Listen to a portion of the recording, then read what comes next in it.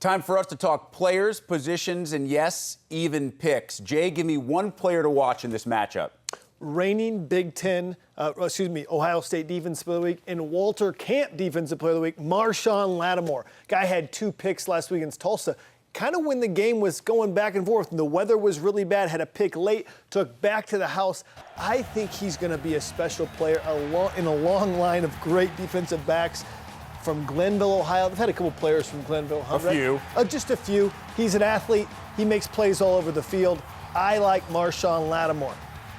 And I'm going to have to go with only built for Cuban links, Raekwon McMillan. He was one of the top linebackers as a sophomore last year. And now in his junior campaign, I talked with Coach Larry Johnson, my old coach, and he says this guy practices hard. He works hard in the film room. He works hard in the weight room.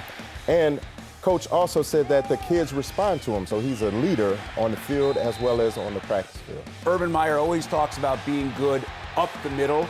J.T. Barrett, the quarterback, Pat Elflein, the center, and he always mentions Raekwon McMillan in that linebacker position. Okay, from players to positions and potential units where one team has the edge, that team being Ohio State. Jay, where does Ohio State, in your estimation, have the clearest advantage? Well, let's remember Ohio State lost a ton from last year, right? So a lot of it's unknown. They haven't played the staunchest of competition. I'm going to go back to the defensive backs. I talked about Lattimore, but I got Garyon Connolly. You've also got Damon Webb. And, of course, Malik Hooker had a pick last week as well. I think the defensive backs, who, by the way, have 7 picks themselves this year. Hooker has 3 all by his lonesome. Hooker has 3 all by him lonesome. By the quarterback, Rick Pizzo, always on watch, right? So Hooker himself is a game maker, but here's the deal. They had 12 picks as a defense last year. Total. Wow. They've got 7 thus far. I think the defensive backs are special.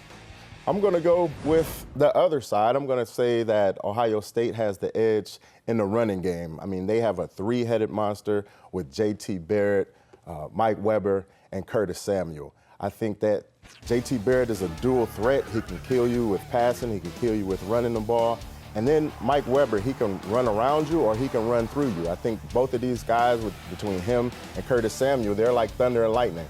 You can put Curtis Samuel anywhere on the field at slot.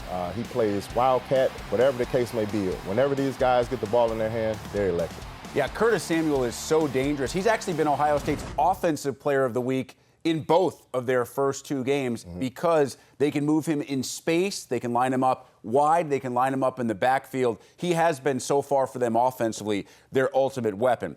And so finally it leads to who wins on Saturday. Jay, your pick for victory is? Well, they're 2 great coaches. I mean, you'd be hard-pressed. Bob Stoops, Urban Meyer, some great coaching titans, but Tom Herman used to be the coordinator at Ohio State. Really had Oklahoma's number in week 1 when he coached them up, when Houston beat Oklahoma. And so I think Herman's going to give them another download on how to attack Oklahoma defensively. I also like that they're wearing the throwback jerseys in which they beat Michigan last year. Stop it with the and jersey. Alabama in 2014. Stop it with, now the Tom Herman insight is great. You know he's talking with Urban. Stop it with the jersey. Spice, who wins? I think I'm going to have to agree with Jay and say that Ohio State is going to win. I think Urban Meyer is going to pump these guys up, and also Coach Larry Johnson. I don't know if you guys got a chance to check out his speech on Facebook, but it has over 5 million views of him just talking to the team. It was an impromptu speech. He didn't know he was going to do it, and the guys responded to it, and pretty much the media has responded to it too with 5 million views. And Ohio State has a bye week after this. So I think a lot of the guys are going to really lay it down on the line, knowing that they have a whole 2 weeks to nurse their injuries and get back to the You guys aren't the only ones who believe in the Buckeyes. Despite the fact that they're young and on the road, they are listed as favorites in this game.